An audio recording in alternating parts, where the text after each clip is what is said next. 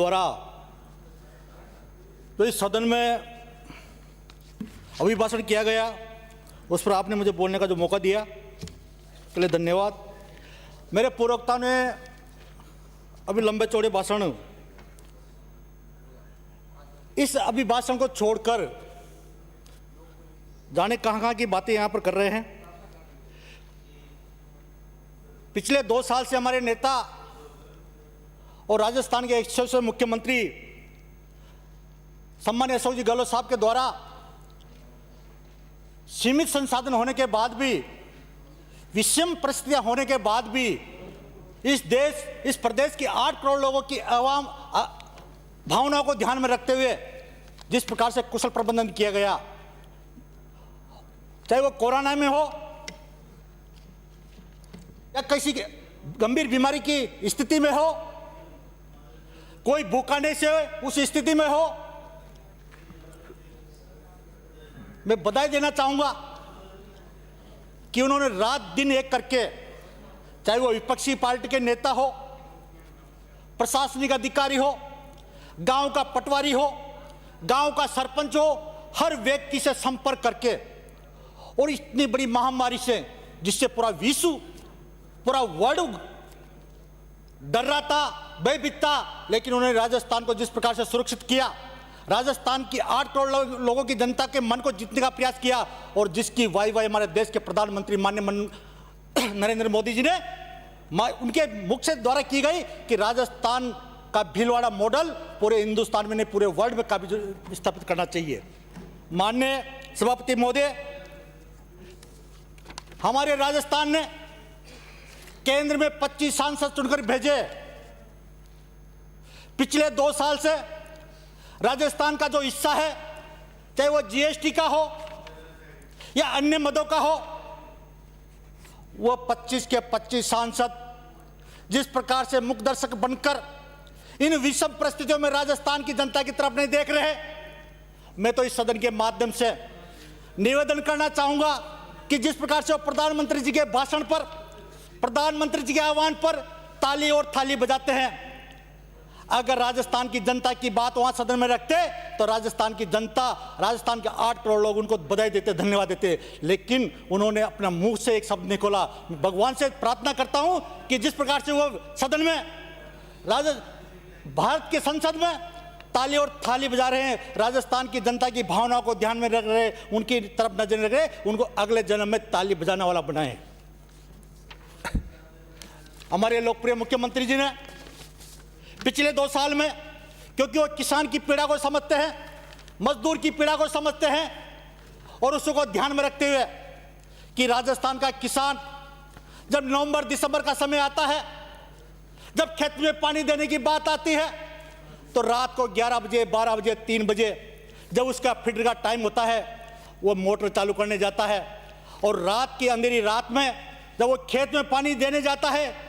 पानी बर्फ की तरह गलता रहता है, और जब हाथ उसमें देता है तो पूरा शरीर कांप जाता है, और उसको ये पता नहीं होता कि उसको रात को खेत में पानी करते हुए कहीं बिच्छू काटेगा या सांप काटेगा। उस भावना को ध्यान में रखते हुए बजट में घोषणा की कि हमारे कार्यकाल में 2023 के पहले पूरे राजस्थान के किसानों को केवल दिन में बिजली दी जाएगी, रात में किसी फिट में बिजली नहीं दी जाएगी। ये हमारे लोकप्रिय मुख्यमंत्री जी ने किया, और उसी परिणति में पिछले 2 साल के कार्यकाल में चाहे 400 केवी के जीएसएस की बात करो, 220 केवी के जीएसएस की बात करो, 132 केवी जीएसएस की बात करो, या 33 केवी जीएसएस के ग्रेडों की बात करो, पूरे राजस्थान में सैकड़ों की संख्या में इनको बनाकर उनका मिशन है, उनका विजन है कि आने वाले 2023 के पहले किसानों को दिन में बिजली देने का काम करेंगे। माननीय सभापति महोदय, बात रोजगार की हो रही है, लेकिन मैं यहां पर बैठे हुए विपक्ष के नेताओं से पूछना चाहूंगा, 2014 में जिस प्रकार से आपने देश की जनता को भ्रमित किया था और झूठ का एक पिटारा लेकर आए थे, भाई और बहनों, अगर भारतीय जनता पार्टी की सरकार आएगी तो हर व्यक्ति के खाते में 15-15 लाख रुपए देंगे। इस बात पर इस देश की 165 करोड़ लोगों ने जनता ने विश्वास किया। फिर आपने कहा कि कांग्रेस के राज में रोजगार नहीं मिल रहा है, हम हर साल 2 करोड़ लोगों को रोजगार देंगे, उस बात पर भी विश्वास किया। फिर आपने कहा कि कांग्रेस के राज में महंगाई सोनिया गांधी और मनमोहन सिंह की उम्र की तरफ बढ़ रही है, हम इस पर काबू करेंगे। इस पर भी बात हिंदुस्तान की जनता ने विश्वास किया। आपने कहा कि किसानों की आय दुगनी करेंगे, इस बात पर भी देश की जनता ने आप पर विश्वास किया। और आपने कहा विकास होगा और अच्छे दिन आएंगे, इस बात पर विश्वास किया। लेकिन इस 6 साल के कार्यकाल में इतने एजेंडे, इतने वादे आप लोगों ने किए हैं, एक भी विजन, एक भी एजेंडा अगर आपने पूरा किया हो तो मैं आपके माध्यम से, इस सदन के माध्यम से सभापति महोदय, हमारे देश के प्रधानमंत्री महोदय से पूछना चाहूंगा। और आप एक नया विजन लेकर आए हो, 3 कानून जो किसानों को बर्बाद करने वाला है, जो किसान को आत्महत्या करने के लिए मजबूर करने वाला है, और उसकी वाई जिस प्रकार से आप और आपके मंत्री और आपके सांसद गांव की चौपाल पर जाकर करना चाहते हैं, उस किसान जो दिल्ली की बॉर्डर पर या जिले की बॉर्डर पर जो किसान आंदोलन कर रहा है, वो ना कांग्रेस का ना भारतीय जनता पार्टी का, इस हिंदुस्तान के 135 करोड़ लोगों में से वो किसान है। वो इसको कांग्रेस से लेना देना नहीं, उसको भारतीय जनता पार्टी से लेना देना नहीं। वो ये चाहता कि मेरी जो आने वाली नस्ल है, जो मेरी आने वाली पीढ़ी है, इस कानून के माध्यम से मर जाएगी, उसका दमन होगा। और जो देश के 2 पूंजीपति है, और जो जिस प्रकार से इमरजेंसी के टाइम पर जब देश में जनसंख्या बढ़ रही थी, इस देश में एक नारा दिया गया था, हम 2 और हमारे 2। आज उस नारे की परिणति क्या होगी है, हम 2 और हमारे 2, यानी नरेंद्र मोदी और अमित शाह, और इधर अंबानी और अडानी, यानी हम 2 हमारे 2। इस देश के विकास के लिए नारा दिया गया था, लेकिन आज हम 2 और हमारा 2, ये नारा इस देश को बर्बाद करने के लिए लाया गया है। माननीय सभापति महोदय, एक मिशन ये लाई है आत्मनिर्भर भारत, और कोरोना काल के अंदर इन्होंने 20 लाख हजार करोड़ का एक पैकेज, सीतारमण जो की वित्त मंत्री है, उनके मुख से द्वारा कि हिंदुस्तान में कोरोना महामारी से लड़ने के लिए 20 लाख हजार करोड़ का एक पैकेज हिंदुस्तान की जनता को समर्पित किया जा रहा है। उसमें नौजवानों को रोजगार मिलेगा, हिंदुस्तान के 135 करोड़ लोगों को आत्मनिर्भर बनने का मौका मिलेगा। मैं पूछना चाहता हूं सभापति महोदय आपके माध्यम से, यह जो 20,000 करोड़ का जो पैकेज आया था, इसको नौजवान को रोजगार देने के लिए आवेदन कहां करना पड़ेगा, उसको बैंक से लोन लेने के लिए आवेदन कहां करना पड़ेगा, किसान को अपनी आय दुगनी करने के लिए 20 लाख करोड़ रुपए में से आवेदन कहां करना पड़ेगा। ये सब मुंगेरी लाल की जो सपने हमारे देश के प्रधानमंत्री सम्माननीय नरेंद्र जी मोदी इस देश की जनता को दिखा रहे हैं। मैं आपको निवेदन करना चाहूंगा, एक जियो कंपनी जो 2014 में एक सिम लेकर आई थी, उस सिम में फ्री डाटा, फ्री मोबाइल, आप जितने घंटे नेट चलाओ। और आज इस देश का नौजवान जो आने वाला देश का भविष्य है, चाहे वो लड़का हो या लड़की हो, बुजुर्ग हो या नौजवान हो, वो इस इंटरनेट का आदी इतना हो चुका है कि ना उसको परिवार की चिंता है, ना देश की चिंता है, ना समाज की चिंता है। और आने वाला ये नेट इस देश की नस्ल को बर्बाद कर देगा। इसी प्रकार से ये जो बिल आया है, आप कहते हो मंडियां हमने बंद नहीं किया, किसान अपनी फसल को कहीं बेच सकता है। इस देश में जब इन 2 व्यक्तियों का आधिपत्य हो जाएगा, जमाखोरी हो जाएगी, और जब कोई चीज की शॉर्ट हो जाएगी तो ये उस चीज को निकालेंगे और मन मर्जी की रेट से किसान को बेचेंगे, आम जनता को बेचेंगे। ये जमाखोरी इस देश के लिए विनाशक हो सकती है। माननीय सभापति महोदय, हमारे नेता और इस सदन के नेता माननीय मुख्यमंत्री महोदय को निवेदन करना चाहूंगा और प्रार्थना करना चाहूंगा, आपको कोई झिझक की आवश्यकता नहीं है। इस देश की, राजस्थान की 8 करोड़ जनता आपके साथ है। आपने जिस प्रकार से, चाहे भारत सरकार आपको आर्थिक मदद करे या नहीं करे, लेकिन आपने अपने बलबूते पर और राजस्थान की 8 करोड़ जनता की भावनाओं को ध्यान में रखते हुए जिस प्रकार से कोरोना काल में, चाहे आपने डेडिकेटेड कोविड अस्पताल जो 140 के ऊपर बनाए, 43,000 आइसोलेशन कैडेट बनाए, 1,899 वेंटिलेटर्स लगवाए, 3,170 आईसीयू वार्ड बनाए, और रोगियों को संपूर्ण इलाज के लिए उनका सपना था कि मेरा राजस्थान का एक व्यक्ति इलाज के अभाव में नहीं मरे। और जिस प्रकार से आपने निरोगी राजस्थान का सपना देखा, आज पूरे राजस्थान की जनता उसके लिए आपको बधाई देना चाहते हैं। आपने अभी हाल ही आयुष्मान महात्मा गांधी बीमा योजना की शुरुआत की, और उसका उद्देश्य यही है कि आज इस देश में जो सबसे ज्यादा पैसा खर्च हो रहा है वो केवल बीमारी पे खर्च हो रहा है। 100 रुपए की मजदूरी करने वाला व्यक्ति जब कोई बीमार हो जाता है तो वह सोचता है कि मैं मेरे बेटे का इलाज कैसे कराऊंगा। आपने आयुष्मान भारत बीमा योजना के तहत जो पहले 3,30,000 रुपए मिलते थे, उसको आपने 5 लाख रुपए करके उसकी सारी बीमारियों को इलाज करने के लिए राजस्थान की जनता का दिल जीतने का काम किया है। माननीय सभापति महोदय,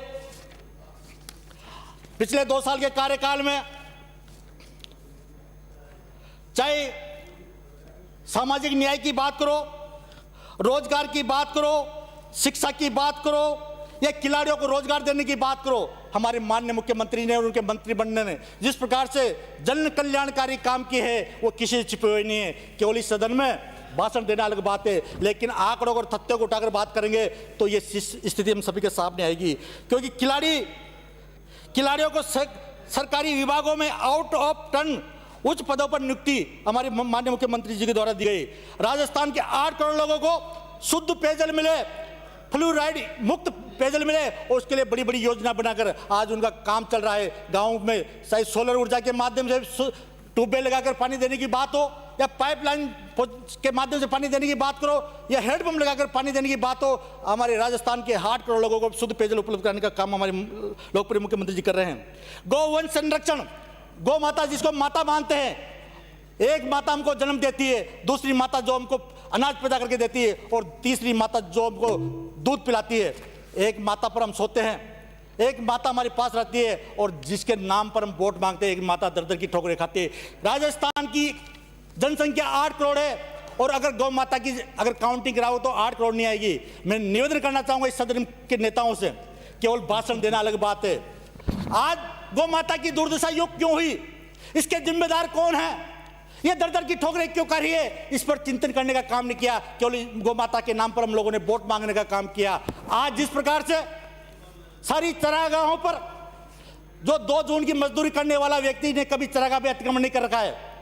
5 बीघा के काश्तकार ने कभी चरागाह में अतिक्रमण नहीं कर रखा है, जो बड़े बड़े भूमाफिया हैं जिन पर राजनेताओं का संरक्षण है, उन लोगों ने भू चरागाह की जमीन पर अतिक्रमण कर रखा है और उसके कारण ये आज गौ माता की दुर्दशा हो रही है। अगर संकल्प ले इस पवित्र सदन में, चाहे विपक्ष हो या सत्ता पक्ष हो, और हम एक विधेयक पारित करें कि राजस्थान की जितनी भी चरागाह जमीन है उसके लिए एक विधेयक पारित करें, चाहे वो किसी भी नेता का संरक्षण में हो, किसी भी अधिकारी के संरक्षण में हो, उसको गौ माता के लिए सुरक्षित करेंगे और उसको अतिक्रमण से मुक्त करा के गौ माता के लिए संरक्षण करेंगे। मैं माननीय मुख्यमंत्री जी महोदय को निवेदन करना चाहूंगा, गौवंश संरक्षण एवं संवर्धन के लिए बजट 2020-21 में भरण पोषण के लिए 885 करोड़, आप कहते हो गौ माता के लिए क्या करते हो, 885 करोड़ रुपए का गौशालाओं को अनुदान दिया गया। माननीय सभापति महोदय, मैं आपके माध्यम से निवेदन करना चाहूंगा, अभी राजस्थान भाषा की बात चल रही थी। राजस्थान भाषा हमारी मातृभाषा है, राज्य की भाषा है और इसको संविधान का दर्जा मिलना चाहिए। मैं इस बात का समर्थन करता हूं क्योंकि राजस्थान हमारी जन्मभूमि है, हमारी कर्मभूमि है और हमारी भाषा को संवैधानिक दर्जा मिलना चाहिए। लेकिन राजस्थान इसको संवैधानिक दर्जा मिलने के लिए राजस्थान की विधानसभा नहीं, केंद्र में बैठे हुए संविधान की सभा में उठाना जरूरी है। और वहां पर जिस प्रकार से हमारे 25 के 25 सांसद जो लगातार राजस्थान की जनता ने 2014 की बात करो या 2019 की बात करो, 25 के 25 सांसद भारतीय जनता पार्टी के चुन कर जाने के बाद वो राजस्थान की भाषा पर एक शब्द वहां पर नहीं बोले, इससे ज्यादा हम सभी के लिए शर्मनाक बात और कुछ नहीं हो सकती है। माननीय सभापति महोदय, कहने को बहुत कुछ है, लेकिन जिस प्रकार का वर्तमान परिवेश चल रहा है, आज देश जिन हालातों पे और जिन परिस्थितियों से गुजरा है, इसके बाद 70 साल में इस देश ने जो विकास किया, 70 साल में इस देश ने जो संपत्तियां बनाई, 70 साल में इस देश ने 135 करोड़ लोगों के भविष्य का जो निर्माण किया, पिछले 6 साल में जिस प्रकार से उनका हनन किया जा रहा है, उनका दमन किया जा रहा है। आप पिता की संपत्ति पर तो कोई भी बेटा नाज कर सकता है, लेकिन खुद की कमाई हुई संपत्ति को अगर कोई नाज करे उसको संतान कहते हैं। माननीय प्रधानमंत्री जी, आपने जो 70 साल में कांग्रेस ने चाहे वो एयरपोर्ट बनाए हो, रेलवे का निर्माण किया हो, या बड़े बड़े डैम बनाए हो, बड़े बड़ी फैक्ट्रियां लगाए हो, उनको बेच कर तो आप मौज कर सकते हैं, लेकिन आपके 6 साल के कार्यकाल में आप एक चीज बताएं कि हमने इस देश के विकास के लिए ये काम किया है। इसलिए केवल बातें और भाषणों से देश नहीं बढ़ता, बातों और भाषणों से पेट नहीं बढ़ता। इस देश को विकास के लिए, इस देश को आगे बढ़ाने के लिए हिंदू, मुस्लिम, सिख, ईसाई, गरीब, अमीर, पूंजीपति, सब लोगों की भावना को ध्यान में रखना होगा जब ये देश आगे बढ़ेगा। माननीय सभापति महोदय, आपने राज्यपाल के भाषण में मुझे बोलने का मौका दिया, इसलिए बहुत बहुत धन्यवाद। जय हिंद, जय भारत।